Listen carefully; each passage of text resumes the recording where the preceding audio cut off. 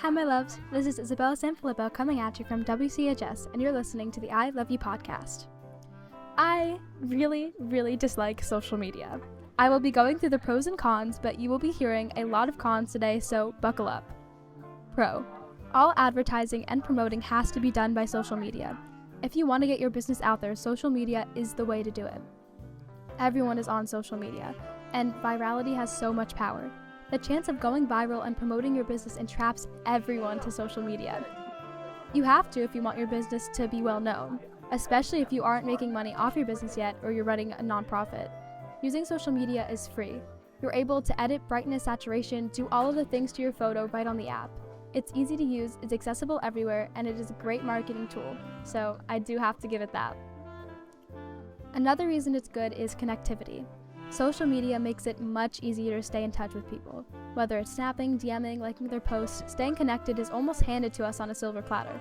Social media also lets us keep up with the trends. Whether it's what clothes are in, TV shows, habits, social media keeps us updated. Many people also use social media as a news source, which can be looked at as both good and bad.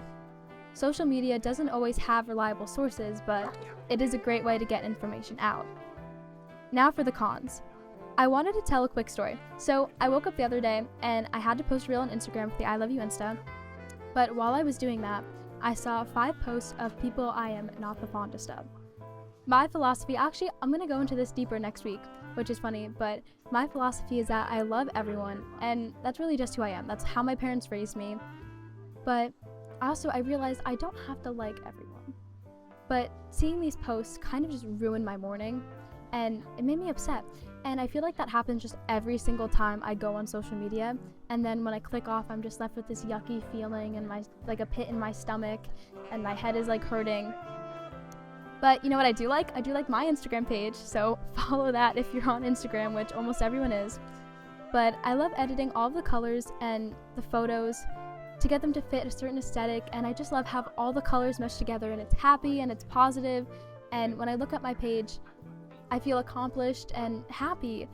But when you see posts from photos that you're not necessarily fond of because they've wronged you or they've been rude to you or mean to you, it isn't fun. Another con to social media is how locked in we get into it. The average person spends 2 hours and 24 minutes a day on social media. You have 24 hours in a day. Subtract 8 for sleeping, you're left with 16 hours. You're in school for 6 hours, now you're left with 10 hours.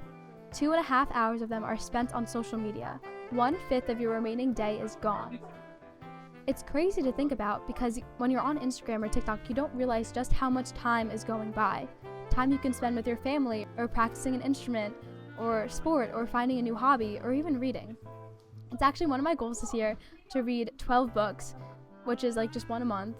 And I'm planning on, instead of clicking on Instagram, I'm going to go sit down and read, and I think that this is really going to benefit me, especially with my New Year's resolution, which is to be more confident and happier in general. So I think instead of looking at a screen and making my head hurt, reading a book and gaining valuable information is really going to be better and healthier for me.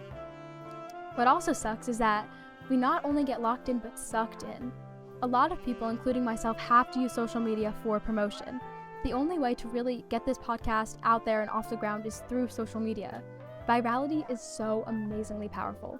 The chance of going viral and this podcast reaching more people, and in doing so helping more people, is why I have to use social media. And even if you try to delete social media, it's not sustainable. Your friends will still send you TikToks, Instagram posts, etc. In this world, social media has become a crucial part of society. Media influences everything.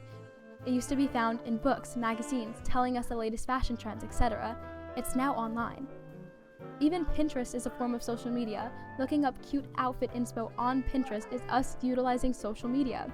And I think that it just gives us so much to think about, especially with the younger generations. Because when I was a kid, I didn't grow up in the age of explosive social media.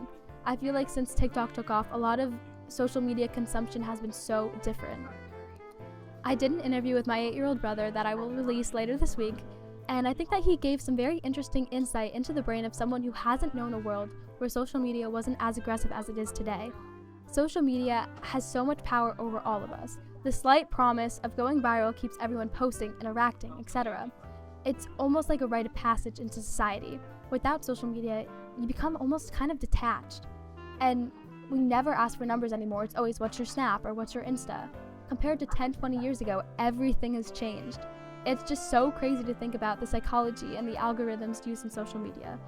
Check out the interview I did with my brother to hear me dive deeper into the different aspects of social media, including the way businesses target audience and tailor social media to improve user consumption. I'm your host, Isabella Sanfilippo, and remember, I love you.